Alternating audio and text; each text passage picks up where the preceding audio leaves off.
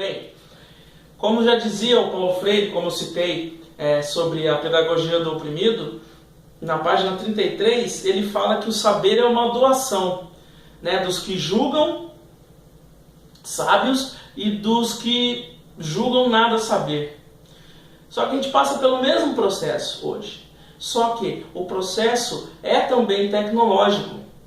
Do que nada adianta o professor saber ter a ciência do conteúdo, mas não ter como passar esse conteúdo para os alunos. E a educação, o ensinamento fica vago. O aluno não se interessa, o aluno não fica preocupado com o que vai aprender e deixa de lado. Certo? Por isso que nós temos que ficar preocupados com o nosso próprio ensinamento. Né? Ele tem que entender, nós professores temos que entender que o aperfeiçoamento vem de nós mesmos. Através do estudo, através do ensinamento, através do aprendizado. Tudo é um aprendizado. Certo? Os professores, com relação à resistência do professor à tecnologia educacional, o que nós temos hoje? Nós temos hoje, a tecnologia é um conhecimento que nos leva a um aprendizado constante. Né? Nós sempre estamos aprimorando o nosso estudo, seja na parte social, seja na parte cultural. Né? Nós sempre teremos que aprender um pouco mais com relação a isso. Né? Mas eu pergunto, até quando o professor é resistente a essas tecnologias? Pergunto a vocês. Vocês com certeza devem ter algum companheiro de escola ou algum companheiro até de faculdade mesmo que é resistente a essas novas tecnologias. Né? Nós temos sim que focar em tudo isso que nós temos que aprender no dia a dia e repassar aos nossos alunos. Né? E então, de acordo com a LDB 93/94 de 1996, no artigo 2º, diz que a formação continuada e a capacitação dos profissionais do magistério, certo? Ela pode ser utilizada com recursos tecnológicos para que esses próprios recursos tecnológicos, através do ensino à distância, façam com que os profissionais, os professores, sejam mais bem preparados. Né? Porque até mesmo com relação a esse artigo da LDB, o próprio Moran já dizia, né, que cada docente pode procurar se capacitar, seja individualmente, seja em grupo, mas que se capacite. Se capacite para se preparar do dia a dia. Os alunos cada dia vêm com uma coisa nova para nós. Né? Se não houver essa preparação, não adianta. O professor não se enquadra com o ensinamento. Ou ele fica focado somente em quadro branco, lousa, ou ele agrega essa ferramenta para que ele ensine bem, para que ele atraia a atenção do aluno. Seja uns slides, PowerPoint, seja projetores. Né? Precisamos sim integrar essa tecnologia. Agora nós temos aqui o tema o professor e a inovação.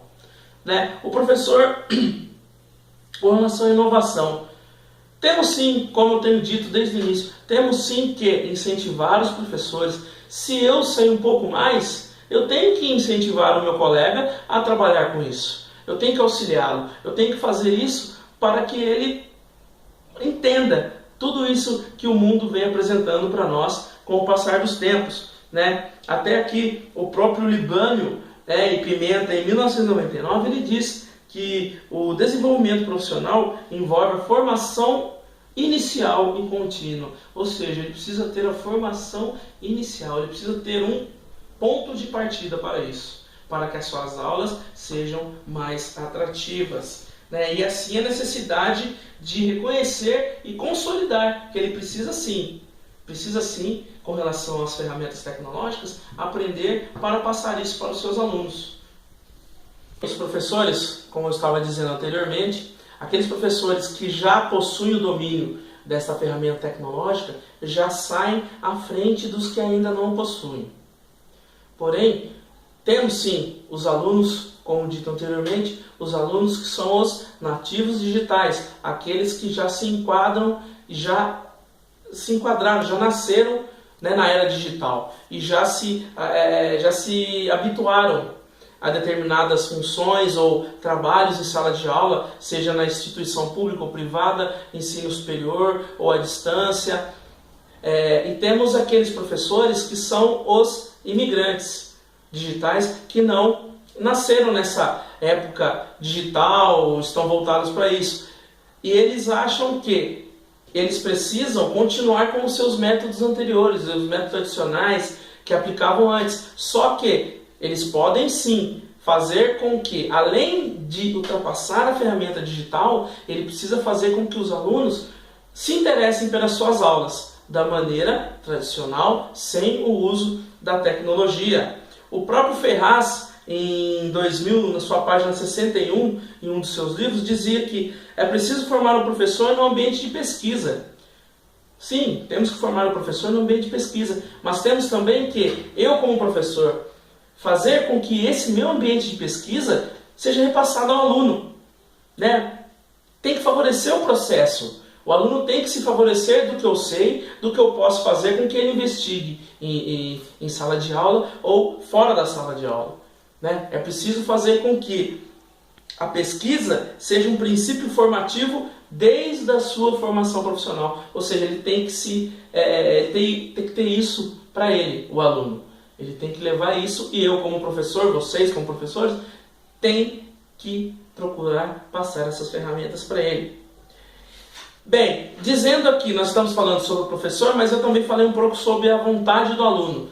Do que nada vale a pena se o professor ele tem toda essa formação, todo esse trabalho, mas o aluno não se sente motivado.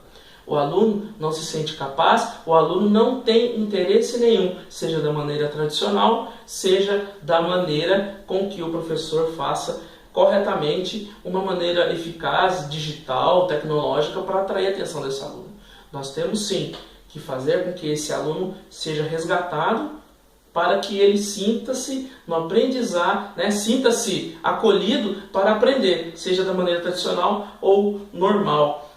A formação do docente também no ensino à distância, né, já previsto no Plano da Educação Nacional no Brasil de 2001, orientava sobre esses cursos, né, que o professor precisa sim ter o domínio das novas tecnologias, né, com relação ao ensino EAD. O próprio tutor precisa sim dominar essas ferramentas para, como eu disse anteriormente, o aluno sentir firmeza mesmo, né? Porque às vezes o aluno tem uma dúvida, ele já está à distância, ele pergunta ao professor, o professor não sana, né? Não vai sanar essa dúvida dele, ele não vai se sentir com confiança no professor e, consequentemente, o ensino EAD também vai ficar em questão por esse aluno. Acredito que através desse vídeo de 15 minutos eu tenha conseguido passar um pouco da minha ideia para vocês com relação a os professores e o uso da tecnologia. Pois a educação é um avanço da sociedade. Sem a educação, a sociedade não avança. Pois bem, que dessa maneira, o que nós temos que fazer? O professor precisa entender que é importante essa formação continuada e constante para nós mesmos, para a nossa própria formação, para que tenhamos qualidade na educação dos nossos alunos. Usando a tecnologia. A tecnologia permite com que nós temos vários tutoriais aí, acessar vários tutoriais e, por que não, oferecer esses tutoriais para os nossos alunos, né? Às vezes nós vimos um tutorial lá, uma coisa interessante, né? Vamos passar para os nossos alunos que incremente a sua formação, a sua educação, né? Principalmente no ensino superior, porque ele está procurando uma graduação ou uma pós-graduação. Aí nós precisamos ter um atendimento de qualidade para com esses alunos, né? Para eles, como eu disse, sentir confiança nisso e para ver que os professores precisam realmente focar um pouco mais no estudo e procurar se adequar, né? E aprimorar e trazer essas novas tecnologias para o seu próprio uso, né? Mas também isso serve para quê? Para que nós lutemos contra os alunos desmotivados, né? Porque o aluno desmotivado é aquele aluno que só quer saber de mexer em outras coisas. Ele usa sim a tecnologia? Usa, mas é para outra coisa. Nós, como professores, temos a função de inserir essas ferramentas, mostrar essas ferramentas para que eles pesquisem, né? Que eles procurem algo interessante para eles mesmos, para o seu próprio aprendizado. E que a sala de aula seja um lugar de motivação para esses alunos. Que o aluno, apesar de tudo, entenda que o sucesso do seu aprendizado é ele também. O professor tem que se capacitar? Sim, mas o aluno também precisa se motivar, o aluno precisa ter o comprometimento com o professor, para que o seu aprendizado seja constante e muito bom com o passar do tempo. Tá? E finalizando aqui, a pesquisa proporcionou um conhecimento a mais. A pesquisa de perceber o quanto os professores ainda precisam adquirir esse hábito, vamos dizer hábito, né, de trabalhar com as ferramentas tecnológicas, não usar as ferramentas tecnológicas simplesmente para usar em casa ou para ir a um banco, senha, celular, aplicativos, não. Nós temos que usar no conteúdo educacional também, certo? E para fechar aqui, e não importa o tempo que passe, o que importa é a qualidade, o que importa é o conhecimento, porque a prática é o essencial para que nós tornemos nosso aprendizado algo constante, algo firme, algo embasado, algo firme para os alunos entenderem qual é a proposta, qual é o conhecimento que nós temos que adquirir, porque o conhecimento é o que faz com que nós tornemos a nossa vida profissional, que ela seja elaborada, que ela seja de mediadores, de conteúdos, e ainda mais temos que sempre procurar a melhoria constante. Muito obrigado, espero que eu tenha trazido a vocês uma explicativa para o entendimento do meu trabalho. Muito obrigado.